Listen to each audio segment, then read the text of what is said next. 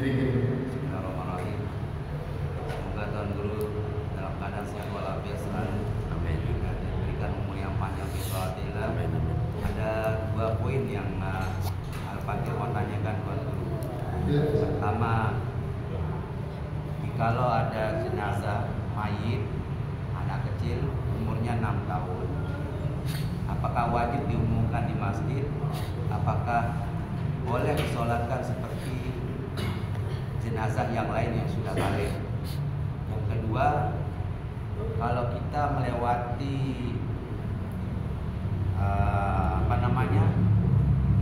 yang untuk meninggal itu kan ada tandanya kan, apa kita boleh kita lewati atau tidak kita atau lisannya gitu. Ada 2 poin itu kalau mohon penjelasannya. Jadi mengenai siapa yang kita salati jenazahnya dulu pernah kita sudah. Jadi yang penting dia keluar anak ini sama sudah seperti yang dewasa. Tak ada bedanya. Cuma kalau dia laki-laki, cara memandikannya itu karena penelitian kan. Begitu dia selesai dipandikan dengan air supaya supaya apa? Mengganti daripada air yang tidak bisa masuk ke kulit zakarnya. Pakai tayamum itu apa nih selain tayamum. Jadi bagaimana kewajiban kita terhadap jenazah yang dewasa, begitu juga kewajiban kita terhadap jenazah anak-anak kita yang baru lahir sekali. Bahkan misalnya dia meninggal dunia di dalam ibunya, tapi sudah jadi manusia.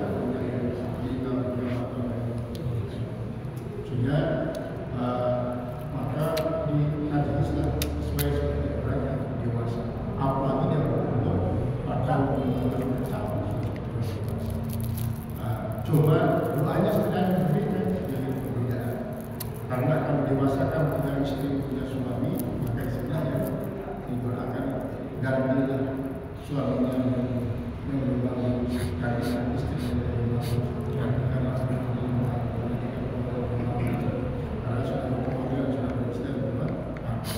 anak itu tidak seperti itu, maka didoakan dia untuk kepentingan orang tuanya.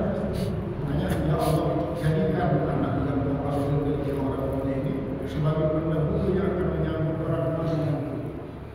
Jadikanlah sebagai simpulan yang akan memperatkan tinggalkan orang tuanya.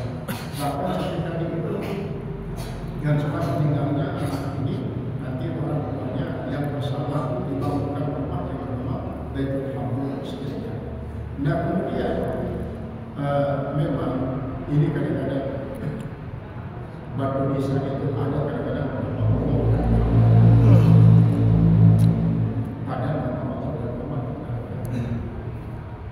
kalau boleh nggak usah disyaratkan nama Allah karena kami di daerah bersama kediri nanti kita lompati nama Allah.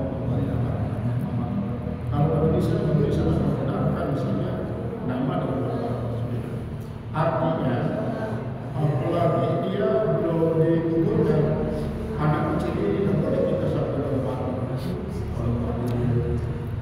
Kemudian bagaimana kalau kuburnya? Nah kalau kuburnya juga memang kalau memang ada jalan lain jangan kita lompati lagi. Maka setelah salah boleh. Nah kemudian begini, ada tradisi misalnya, ada tradisi ini anak sangat disayang oleh pihaknya dan ibunya. Kemungkinan ada mitos yang mengatakan supaya jangan terlalu disayangi oleh ibunya sampai mati kadang-kadang seharian, maka dia lompati ayat dari sana dan lompati supaya aduh, nah itu sudah ada.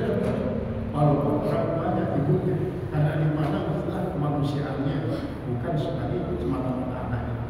Nah kalau memang terjadi semacam itu misalnya itu alasannya lebih bagus. Nanti kalau sampai ini ada dapatan di sebelah timur rumah kita di sisi ada anak ini memang dia masih berumur 24 tahun, tapi dia pakai oksigen terus sampai saat airnya pakai oksigen. sampai dirawat begitu lelah sudah. Akhirnya meninggal dunia. Ibunya terus menangis dan berdiri nangis pisahnya. Akhirnya kita sarankan begini saja, coba ambilkan 1 sendok saja tanah kuburan daripada anak itu. Kemudian nanti masukkan tanah itu dalam bacakan selawat, bacakan dia selawat, kemudian suruh ibu minum. Lalu sesendok saja air yang sudah dapatkan kuburan anak, insya Allah akan tenang. Nah, kalau memang itu sebagai salah satu alasannya menghormati jenazah anak kecil ini juga tidak boleh. Karena apa? Karena bagaimanapun dia sudah dimuliakan oleh Allah Subhanahu wa Ta'ala. Baik, cara lain kita gunakan supaya dia tetap tenang. Ini satu dulu. Yang saya tanyakan begini, standar orang yang soleh itu gimana tuh? Nah, yang kedua tentu kita beda tema. Kadang-kadang kita kan sering bermimpi, padahal orang tua atau orang lain yang didatangi karena mimpi itu. Kadang-kadang dia dalam keadaan sedih, kita mimpiin. Kadang-kadang dia dalam keadaan senang, kita mimpikan. Apa langkah kita ini? Pertama, memang orang yang sudah meninggal dunia itu, bagaimana cara kita membuatnya senang kan? Rasulullah mengatakan,